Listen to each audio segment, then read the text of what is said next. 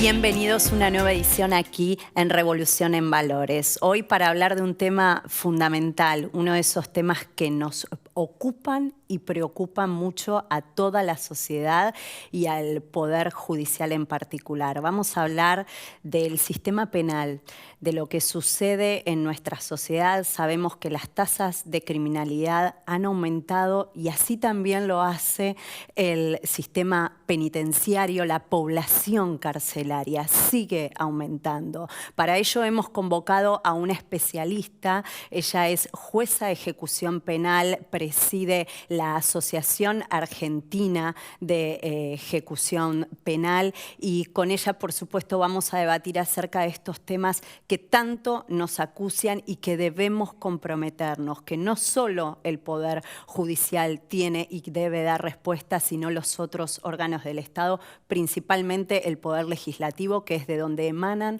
la normativa, pero con evidencia comprobada. Para esto la convocamos a ella, a la doctora María Jimena Bonsalve. ¿Cómo le va, doc? ¿Qué tal? Buenos días. Un placer. Bueno, hacía tiempo que la queríamos tener aquí en nuestro espacio y poder dialogar un poco. Usted le compartimos a la audiencia, es jueza en ejecución penal, y para que la gente del otro lado, ¿no? Si bien sabemos que esto es nicho jurídico, nos ven todos los abogados, jueces, queremos explicarle al ciudadano de qué se ocupa un juez de ejecución penal, de qué estadio de la ley penal estamos hablando. Bueno, la justicia de ejecución penal en casi todo el territorio argentino, porque hay algunos matices, se ocupa especialmente de hacer todo lo que tiene que ver con el seguimiento de las consecuencias de un proceso penal. Puede ser relacionadas con una pena privativa de la libertad, que es uno de los temas, digamos, más delicados y más importantes de los que nos ocupamos.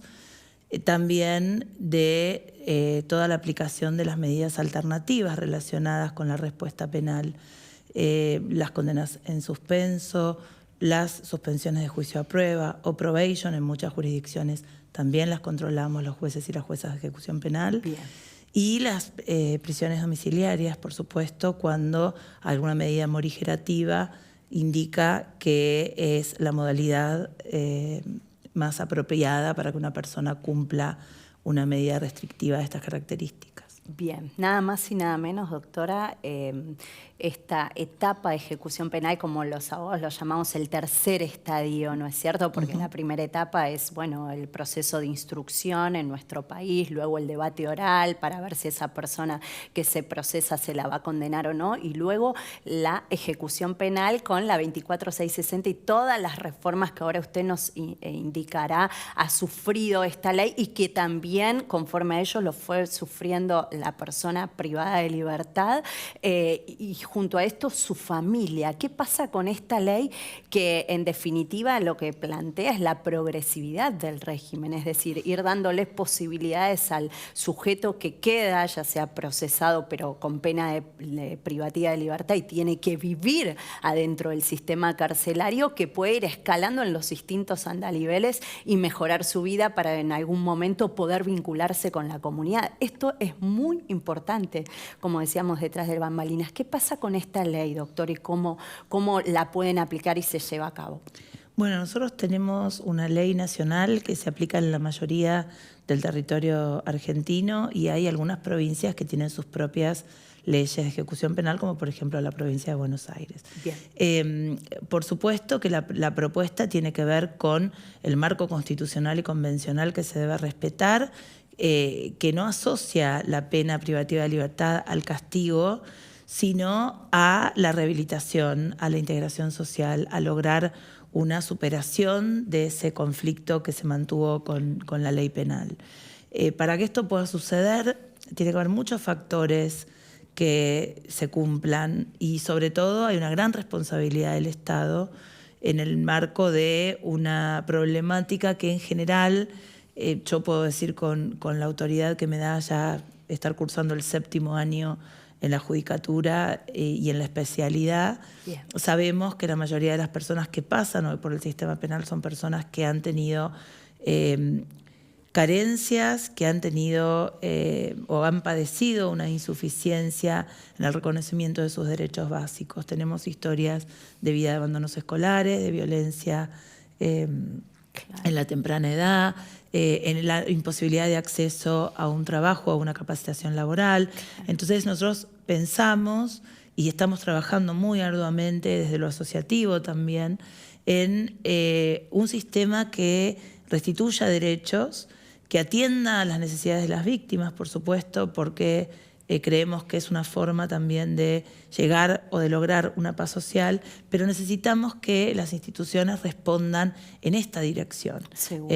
Y que también la comunidad entienda que cuanto más esta comunidad se involucre en poder revertir estas historias y en poder integrar a estas personas, vamos a vivir todos de una mejor forma. Seguro. Y la ley tiene sus inconvenientes, ¿no? Y estas serían las garantías reales, ¿no? El verdaderamente ser garantista, que no significa ni querer abolir una pena que puede ser justa, por supuesto, si tuvo su juicio previo y todo lo que gira en torno a las garantías de defensa en juicio, ¿no? Que tiene que vivir un sujeto. Pero de lo que está la doctora hablando es de que la sociedad se pueda involucrar, que podamos ir entendiendo que las normas que se hacen no solo respondan al clamor popular, sino que tomemos la responsabilidad del caso, de que la vida carcelaria de ese sujeto no es colocarlo detrás de los muros de lo que no queremos ver y ya, porque esa persona en algún momento va a volver a la comunidad. Entonces el tema nos atañe, nos ocupa y nos debe de preocupar, ¿no es cierto, doctora? Yo creo que lo que principalmente tenemos que tratar de hacer, y por eso te agradezco muchísimo el espacio, es dar a conocer que a veces las fórmulas legislativas que aparecen como propuestas o como respuesta a casos que son respuestas espasmódicas, a casos que nos sensibilizan a todos como sociedad, porque lógicamente nadie quiere que ese hecho aberrante le suceda a alguien de su familia o de su entorno. Muchas veces estas respuestas espasmódicas no se corresponden con los datos duros, la evidencia empírica, que es la que necesitamos para que las reformas sean útiles. Entonces, la verdad es que nosotros estuvimos en un proceso regresivo en orden a la ejecución penal desde el punto de vista legal. Ajá, tuvo dos modificaciones esta norma, ¿verdad? Exacto. 2004 y 2017, que tengo entendido la doctora no las ve como unas modificaciones felices, porque 2017 compartimos con la audiencia, de hecho se quitó algunos delitos la posibilidad de acceder a este régimen. Y eso se renovó un esquema que ya había sido declarado inconstitucional por varios tribunales, pero con algunas nuevas exclusiones para el acceso a lo que es un régimen de libertad anticipada. Y yo creo que el regreso al medio libre después de vivir en contexto de encierro, las personas dejan hábitos que llevaban adelante en libertad para acomodarse a una vida en una institución total, en una institución donde las personas temen por muchas cosas, donde no pueden tomar decisiones, o muchas veces no pueden tomar sus propias decisiones. Y el regreso al medio libre paulatino tiene un fundamento que es justamente lograr una integración social efectiva con el acompañamiento del Estado. Claro. Cuando las personas salen, aún habiendo cometido el delito más grave que podamos pensar, salen y ya el Estado no les puede exigir absolutamente nada porque esa pena está vencida, observamos que hay muchas dificultades para lograr, desde tener un lugar a donde vivir, hasta adherirse a la posibilidad de un tratamiento de acompañamiento psicológico.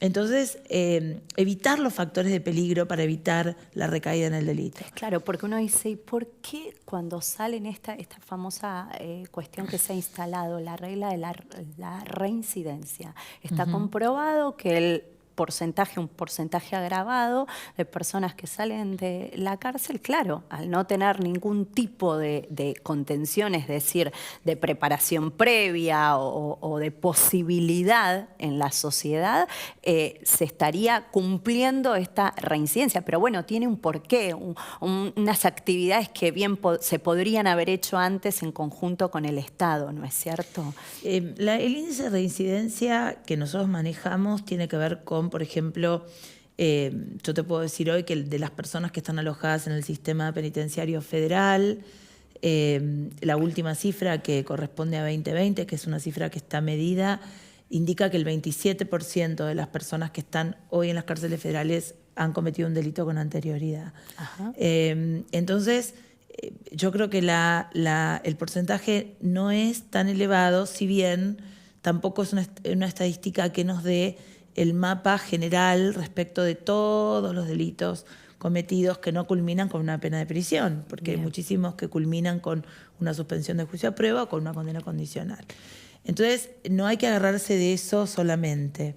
Sí entender que cuando la historia de vida de la persona está relacionada con la naturalización del delito, hay que tener acciones muy concretas para que luego de cumplida la pena esta lógica de vida se pueda romper. Entiendo. Y para lograr que eso pase, necesitamos la fortaleza muy grande del Estado en la etapa postpenitenciaria, sin duda.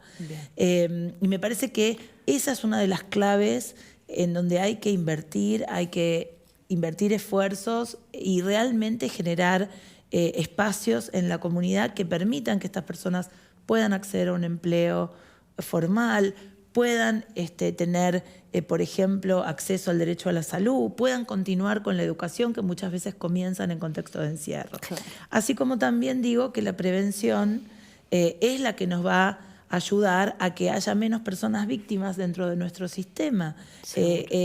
Toda prevención va a ir directamente a evitar la comisión de un determinado delito. Nosotros tenemos en Argentina una altísima cantidad de delito contra la propiedad, una altísima cantidad de delito de microtráfico y narcomenudeo, que están relacionados con una situación social particular. Entendido. Clarísimo, doctora. Tenemos que cambiar de tema, pero seguimos el ángulo de toda la actividad de la ADOC, que es muy vasta y también tiene un gusto, una vocación por las actividades asociativas. Hablábamos detrás de bambalinas y hace minutitos lo dijo. Si quiere comentar en los espacios donde participa, pero puntualmente sabemos fue candidata por la lista de compromiso a integrar el estamento en el Consejo de la Magistratura de la Nación en representación de los jueces. Tuvimos el honor.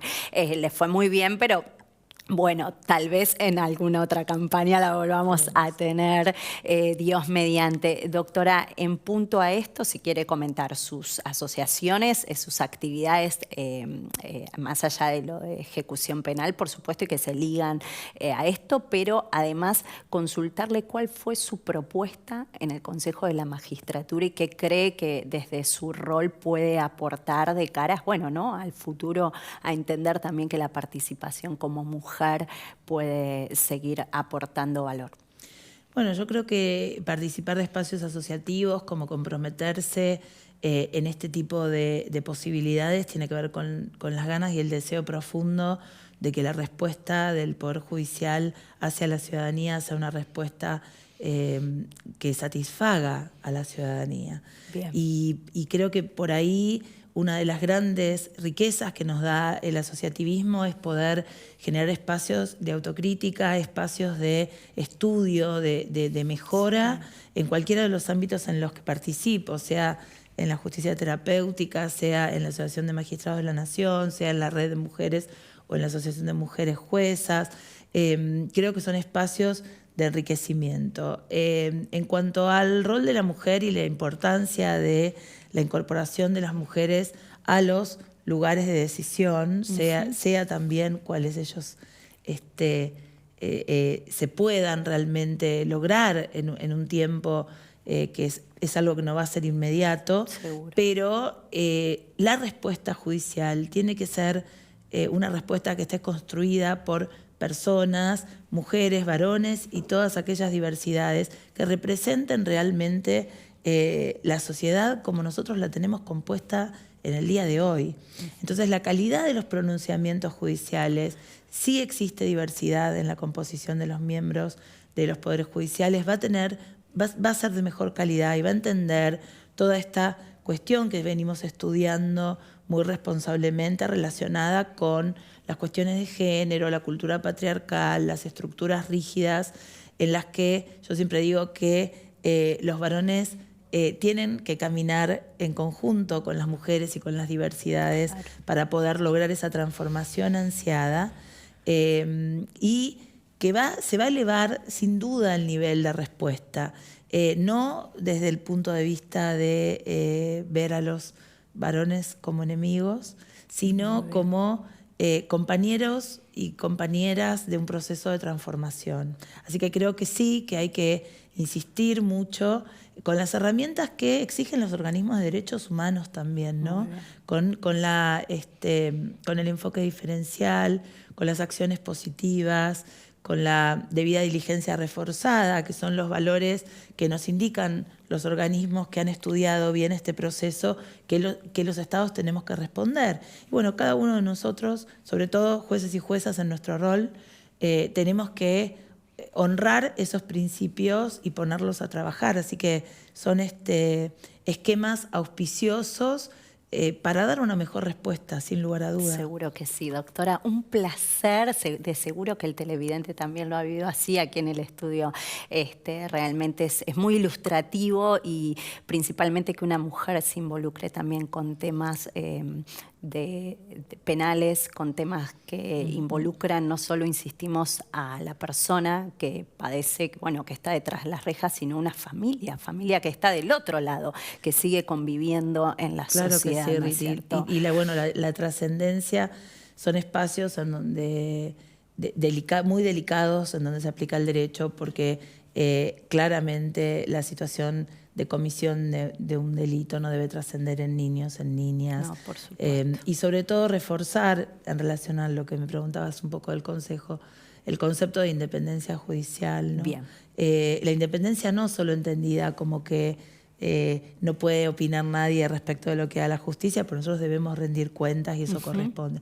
La independencia está integrada por muchísimos elementos que tienen que ver con la libertad de decidir, pero sobre todo con cosas que tal vez no prestamos tanta atención, como que los jueces puedan trabajar y las juezas con las herramientas que necesitan, con los accesos a los sistemas útiles, con transparencia para que la ciudadanía pueda ver en qué trabajan. Y creo que ese es un poco el sentido de la defensa de la independencia que a veces los ciudadanos no terminan de comprender. No tiene que ver con que no nos critiquen, tiene que ver con contar con las herramientas. Muchísimas gracias, muy clara, doctora. Señores, bueno, nos despedimos, pero antes comentándoles este libro, aprovechamos la presencia de la DOC, la Ley 24660, comentada por estos autores de la editorial Hammurabi. Con esto nos despedimos y continuamos con más Mercados por Expertos.